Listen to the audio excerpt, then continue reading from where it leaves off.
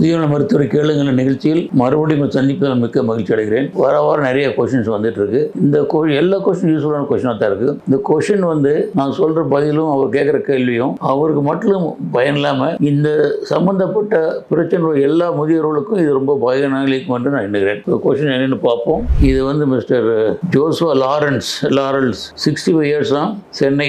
வணக்கம் டாக்டர், எனக்கு எந்த வியாதியும் இல்லை. நடைப்பயிற்சி, யோகா தினம் செய்து வருகிறேன். ஆனால் காலையில் எழுந்ததும் உடல் வலி இருக்கிறது. வழக்கமான வேலைகளை செய்ய ஆரம்பித்ததும் வலி குறைந்து விடுகிறது. தினம் இப்படித்தான் இருக்கிறது. வலி முழுவதும் நீங்க வலி சொல்லுங்கள் அப்படின்னு இருக்காரு. ஸோ வலியை தீக்க ஒரு வலி கேட்டிருக்காரு.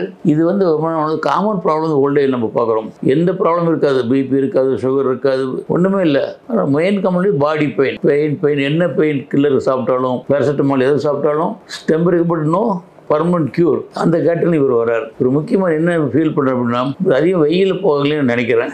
வெயிலில் போய் டெய்லி எக்ஸசைஸ் பண்ணிட்டு அந்த வைட்டமின் டி குறைவாக இருக்கும். இது பிளட் டெஸ்ட் பண்ணி பார்த்தீங்கன்னா வைட்டமின் டி குறைவாக இருக்கும். நார்மலாக 30 மில்லிகிராம் 40-50 இருக்கணும். இந்த வெயிலே போகாதவங்களுக்கு வைட்டமின் ரொம்ப குறைவாக இருக்கும், 6-7 இருக்கும். ஏன் வைட்டமின் டி நான் சொல்கிறேன்னா, நீங்கள் வைட்டமின் டி வெளியே வெயிலில் போட்டிங்கன்னா ஒரு சன்லைட்லேருந்து அல்ட்ராவைலட்லேருந்து உங்களுக்கு ஸ்கின்னில் படும். ஸ்கின்னுக்கு அடியில் இருக்கிற கொழுப்பில் அந்த வைட்டமின் டி உற்பத்தி ஆகி அந்த வைட்டமின் டி சிறுகுடலுக்கு போய் இட் ஹெல்ப்ஸ் அப்சர்வ் கால்சியம். சிறுகுடலுக்கு போன வைட்டமின் டி கால்சியத்தை அப்சர்வ் பண்ண உதவியாகுது. அந்த கால்சியம் போய் பல்லுலையும் மூளையும் டெபாசிட் ஆகிருக்கு. அப்படி டெபாசிட் ஆகும்போது வலிகள்லாம் எடுத்துடும்.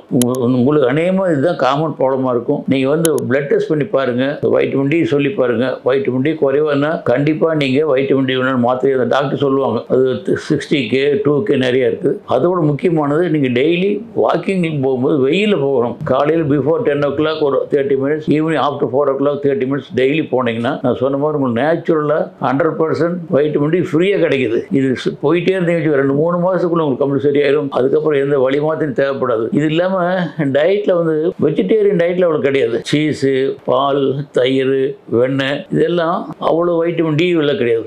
நான்வெஜ் சப்ஸ்டன்ஸில் நிறைய வைட்டமின் டி இருக்குது. முக்கியமாக ஃபிஷ் வெரைட்டிஸ், எல்லா ஃபிஷ்லேயும் வைட்டமின் டி நிறைய இருக்குது. ஒரு கார்ட்லி ஒரு ஆயில் அது ரொம்ப கசப்பாக இருக்கும், சாப்பிட முடியாது. பட் அது நிறைய வைட்டமின் டி இருக்குது. அப்புறம் காளான் மஷ்ரூம் இருக்குது, முட்டையின் மஞ்சள் கருள் இருக்குது, லிவர் ஈரலில் வைட்டமின் டி இருக்குது. ஸோ இதெல்லாம் சேர்த்திக்க வெஜிடேரியன் நான் வெஜிடேரியன் சரி டயட் கான்சன்ட்ரேட் பண்ணுங்கள், ரெகுலராக வாக் பண்ணுங்கள்.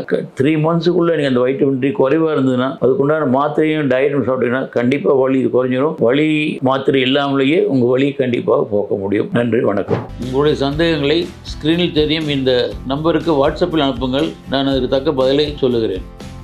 இது பூங்காற்று, நாளை நல்வாழ்விற்கான வழிகாட்டி. தொடர்ந்து இந்த மாதிரி வீடியோக்களை பார்க்க பூங்காற்று சேனல் சப்ஸ்கிரைப் பண்ணுங்கள்.